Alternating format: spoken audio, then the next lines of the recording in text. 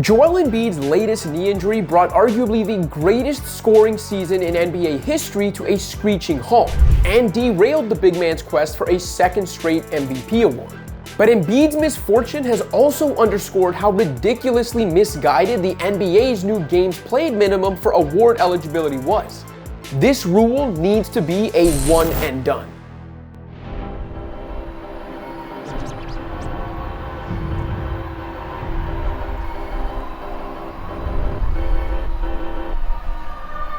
We all understood why the league felt it necessary to come up with some sort of minimum. Resting had gotten somewhat out of control, the NBA was trying to incentivize regular season participation and relevance, and with a new media rights deal on the horizon, the league needs to convince its broadcast partners to spend more than the $24 billion they dished out last time. But 65 games just seemed like such an arbitrary and unnecessary cutoff point. For example, a 62-game cutoff would have still ensured that players had to appear in at least 75% of their team's games, while allowing them to miss no more than 20 contests. Those 3 extra games of wiggle room may not sound like much, but if the league was absolutely dead set on a minimum, 62 or even 60 would have been more sensible.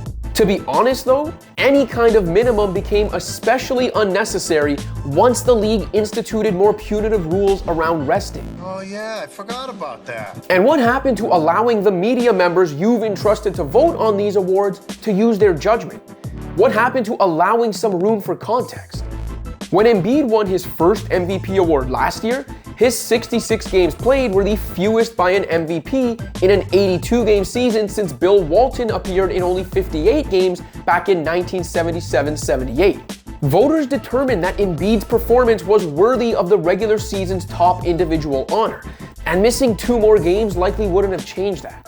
Think of how head and shoulders above his peers Walton must have been in that 77-78 campaign to top the ballots despite missing that much time. There should be space for such rare exceptions, which obviously indicate exceptional play that is worth rewarding. Look, in Embiid's case this season, it likely wouldn't have mattered, since no voter would ever consider less than half a season's worth of games enough to beat out stars like Nikola Jokic, Shai Gilgeous-Alexander, Luka Doncic, or Giannis Antetokounmpo. But it is fair to wonder whether the games played minimum was the reason Embiid was out there on a hobbled leg in the first place. I know that with one Michael Jordan trophy already on his mantle and the postseason top of mind for Embiid's 76ers, the big fella had already indicated he wasn't going to worry about the MVP race this year. And I know Nick Nurse said the 2 injuries were unrelated after Jonathan Kuminga fell on Embiid to cause this latest issue, which required surgery.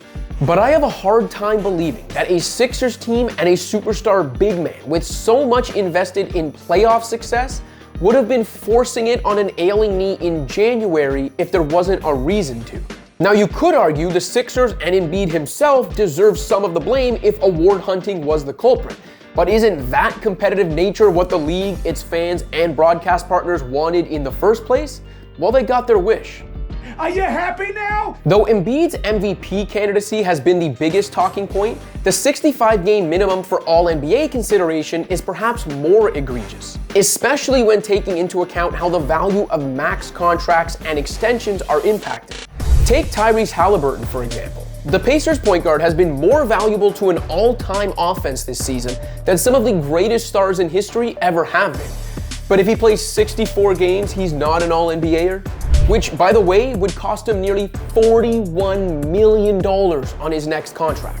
Halliburton, who missed time in January due to a hamstring injury and only has 4 absences worth of wiggle room left, hasn't quite looked himself since returning to the lineup.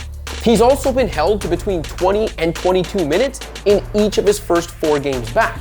Now that could be due to a standard minutes limit after injury, or it might have something to do with the fact the 65-game minimum also comes with a 20-minute per game minimum. Coincidence? I don't think so. Who is this benefiting? Did anyone come away from watching Giannis last season, Steph Curry a couple years ago, or Kawhi Leonard in 2018-19 thinking those guys weren't All-NBA caliber? Because under the current rules, they wouldn't have been. What are we doing here? Everyone gets the need for stricter resting guidelines and the desire for a meaningful, competitive regular season from October through April. But tying major awards and All-NBA consideration to games played was not the answer. Here's hoping the league acknowledges that and ends this charade before the start of next season. Thanks for watching. If you liked this video and want to see more content like this, be sure to hit that subscribe button.